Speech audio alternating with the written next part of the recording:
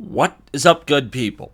Jungle Inc. here, hope you're doing well. Stuart Alderati with a big development coming out of the appellate court. He says the following: the SEC continues to lose. The Second Circuit Court of Appeals refused to reconsider the decision in Grovel, which held that if a buyer suffers no financial loss, the SEC is not entitled to disgorgement from the seller. And this is interesting because in the Ripple court case, the buyers of XRP, they all came out on the side of Ripple, not the SEC. It's going to be hard to say that, buyers suffered some sort of loss here. Now, what do I expect? Well, I expect we will see from Ripple a retort that most of those sales of XRP, specifically the institutional sales, took place overseas and therefore are not part of the SEC's jurisdiction. I think that's where this fight is going to go. But I think the fact that there's no buyers of XRP coming out saying I was harmed, they're actually on the side of Ripple, is going to help limit penalties. I think it'll still be quite large, and we will know more once Ripple's reply goes public. We get a good idea of how much was actually sourced here in the US, because at this point in time, we're just guessing. Big development, but I think the sourcing of those sales is going to be the bigger deal. New commercial from Brad Garlinghouse making its way on Twitter and essentially saying, look, if someone's coming out saying send me some XRP and I'm going to send you more back, like, that's a scam. Ripple's never going to ask that. Furthermore, no one's going to say that. No one wants to deal with receiving crypto, figuring out who sent it to them, and then sending you back more. Doesn't make any sense. If you want to do a giveaway, you just give crypto away. But even if that's not going to fool some of us, that have been around for a while, there are some intricate scams out there. Make sure you have your security protocols in place. And always be careful when you're dealing with crypto, because there's always some scumbag out there trying to steal your bag here. Breaking: BlackRock launches Bitcoin ETF advertising campaign on Bloomberg's homepage. That's what this is about. Bringing new money, big-time investors into this space. It's only going to grow over time. What a raging success, really, those Bitcoin ETFs have been. I do warn people, though, in times of turmoil, it can add a lot of extra sell pressure to the market as well, so watch out for that. But long-term, this is a net positive, and this is the direction for crypto. It's not appropriate for everyone to buy and hodl crypto directly. This is just another avenue for those that purely want to invest in this space for them to take.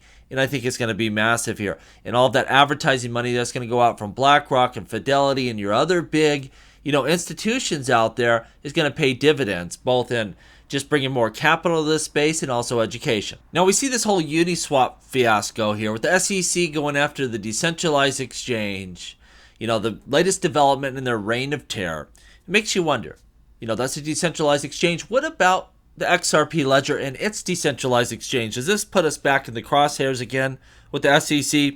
Mickey B. Fresh saying the following: the XRP ledger AMM is built in natively as a core feature into the code base of the XRP ledger software. He goes on to say, there's not a more decentralized way to truly create a truly decentralized protocol that's building into the blockchain, no admin controls, no government tokens, minimal governance, with only fees dictated by the LPs. And he makes up a good point.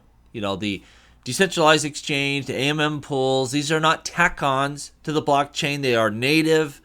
You don't have those same controls like you do in a Uniswap. And so he's probably right. There is something that's quite different about what we're doing from what we're seeing with Uniswap. Now, I do caution people. This happens a lot of times.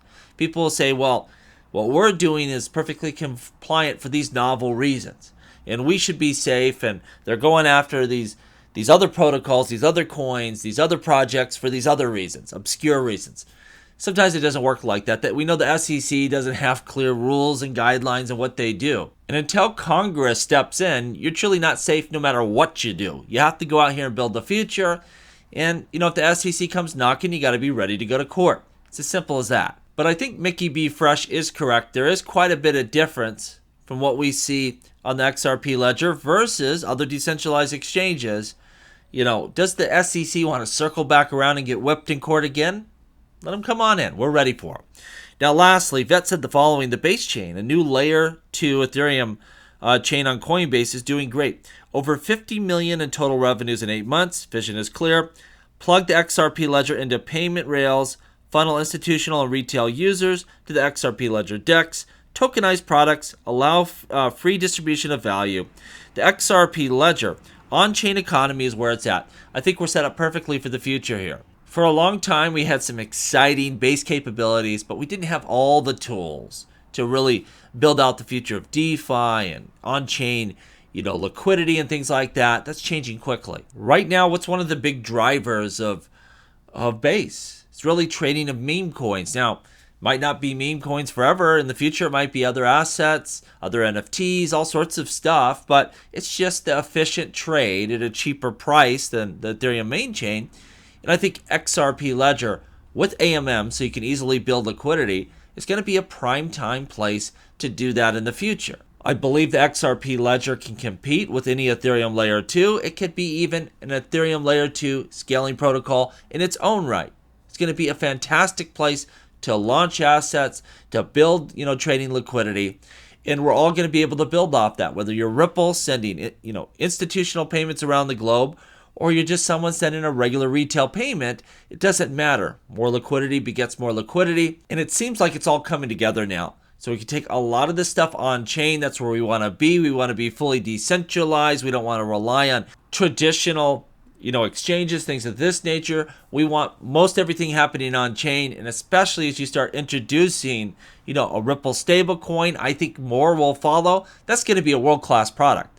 Like, you're going to be able to send stablecoin payments in seconds at almost no cost. You compare that to other chains. Yeah, maybe Tron is really good at that. Are you going to really trust Tron or the XRP Ledger? Tron's one of the most used chains globally for a practical purpose. But if I had to put significant money on one chain or the other, XRP would be my choice. Let me know down below what you think, though. And as always, please like, please subscribe. The revolution will be televised right here on Jungle Link.